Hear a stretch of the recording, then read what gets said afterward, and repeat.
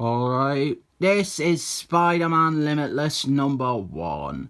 I'm doing this because of that awful mini-series, The Lethal Protectors, or whatever it was called. This is the first part of Maximo Carnage, as well as the first appearance of Sharif. She is named that because I had the Clash song stuck in me head when I first did a comic with her in. You know, Sharif, she does not like it, that one. I probably would have called her Shrek otherwise. Everyone loves Shrek. This is another issue I have half looked at already. It was in that reprint book. But I like this issue and I like most of Maximo Carnage. This part is by Tom the Falcon and frequent star of this channel, Ron Lee. That is Stanley Lee's little brother. He is a great artist. He was a workhorse in the 90s and his art is fantastic and he did so many good stories. We start off with Woody Harrelson. He is in the Ravenclaw Institute for the Criminally Not Sane. And this opening scene, for some reason, it was parodied in a Simpsons comic. I spent a fair amount of time looking to see if I still had that one, and I didn't. Most of my Simpsons comics got destroyed or left behind, but there was like a Treehouse of Horror comic where Sideshow Bob, he was mutated into a blob monster. He became Sideshow Blob. Get it? That is the level of humour you're working with in the Simpsons comic books. As if Gail Simon writing some of them wasn't a red flag enough for you. But for whatever reason, they opened that story by directly aping this scene, recreating the layouts and all the panels and stuff like that.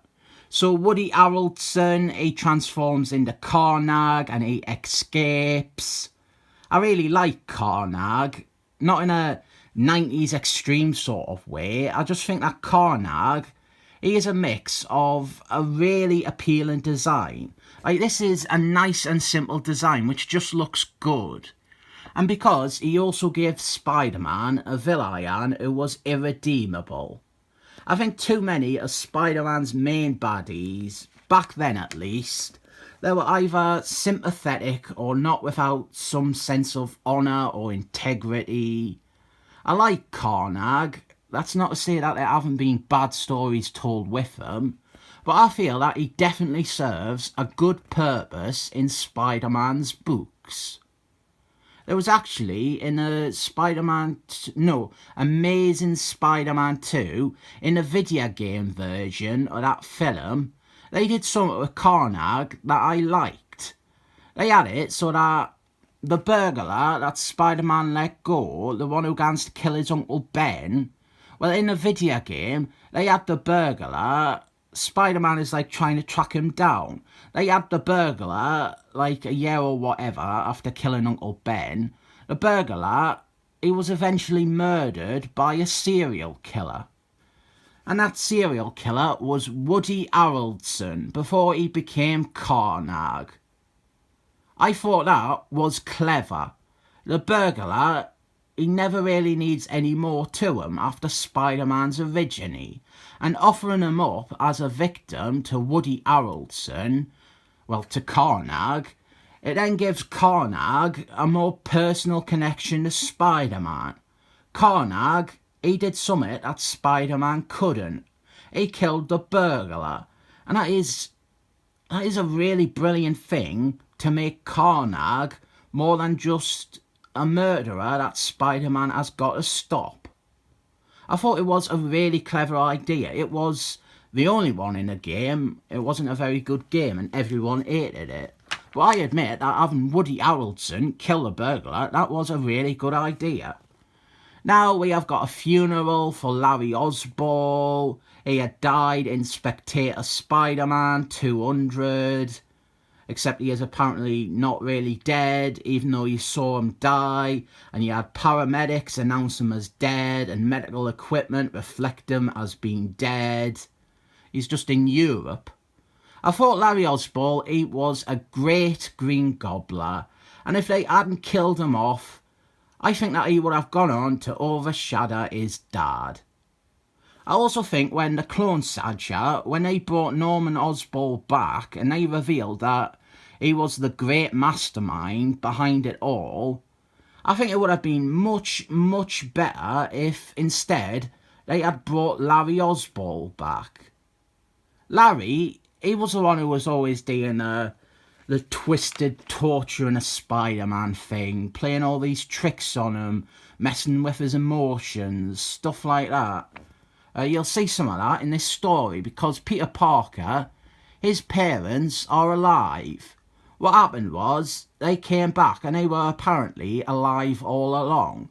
But then it turns out they weren't really his parents and it was all a trick to try and get back at Spider-Man, concocted by Larry Osborn. So Carnage is slaughtering all the guards and all the staff at Ravenclaw, and we are introduced to another patient at the facility, a new character called Sharif. She convinces Carnage to let her out so that she can join in with the killing spree. I have said before, plenty of times, Sharif is another character that I consider good. She serves a purpose as well. Spider-Man, he is really lacking when it comes to female villains. I think Sharif is probably his main female baddie.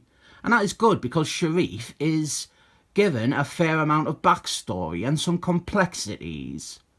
It'd be terrible if someone came along and killed her off to make a corpse into the vessel for a male demon, wouldn't it?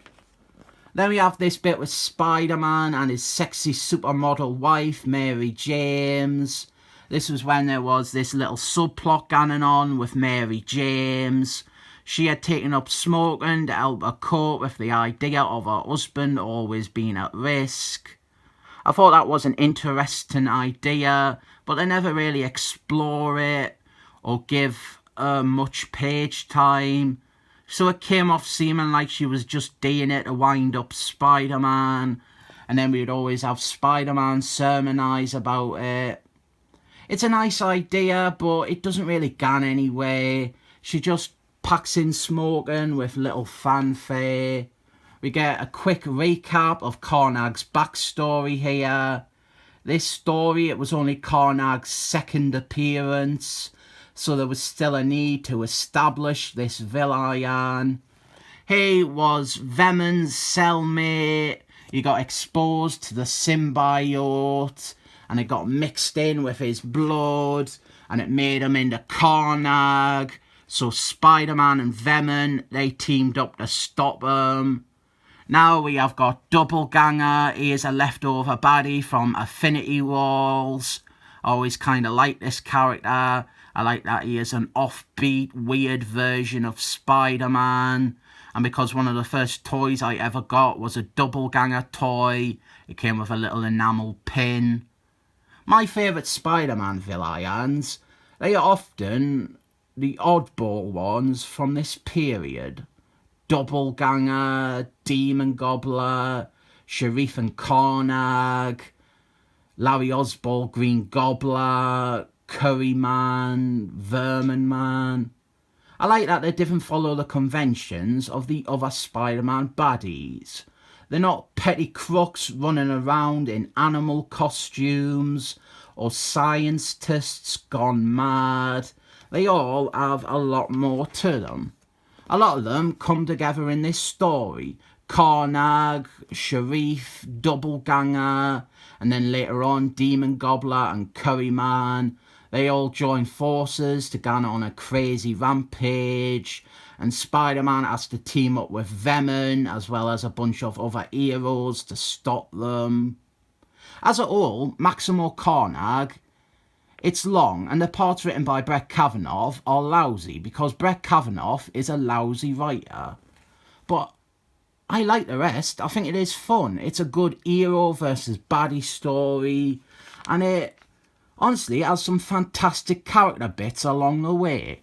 Like, I remember a good bit with Firestar from the New Warriors where she's like burning Carnage and Spider-Man cannot let her kill him. So we have Spider-Man facing Doppelganger here. Sharif has kind of adopted Doppelganger as like a little pet. So we have a really well done battle between Spider-Man and Doppelganger. That's all good. Sharif, she has some really ill-defined sonic blast powers. Later in the story, we'll also find out she has some emotion-based powers. She amplifies negative feelings in those around her. She also has like a sound-based force field thing, and she can drain stuff of energy. She does not have the most clear set of powers. So now we are treated as Spider-Man fighting Sharif, and when it looks like he's about to win, Doppelganger jumps in and kicks him, and he falls off a building and he lies defeated. And now that Spider-Man has enhanced strength and endurance, but the idea of him falling off a building, I didn't buy that at all. He is meant to be hurt here, but at least I reckon he should have loads and loads of broken bones or something. Also, this bit here, it's a tad too comedic with him hitting stuff on the way down. That's more funnier than any Simpsons comics. So then we cut to the Daily Planet, and Carnage is waiting for J.K. Jameson Jr. in his office. I think I've pointed out before that this image of Carnage, it was like one of the first avatar images I ever used on the internet. And thus ends part 1 of Maximo Carnage. I imagine people will want us to continue on with this story, and I would love to. I really love parts of this story. I admit a lot of it is nostalgia, but these are some of like the first comics I ever read, and there are some properly good bits in it. Unfortunately, I didn't have part 2. I didn't have part 2 or 6. They are both by Brett Kavanaugh. I think I'm missing one of the other parts too. Maybe part 4. I definitely have part 3 though. That'll be the next one I look at if you all demand some more Maximo Carnage. This is a good first chapter. It sets up some cool villains and some cool fights. We have some lovely art by Ron Lee. I rate this one 7 thumbs up.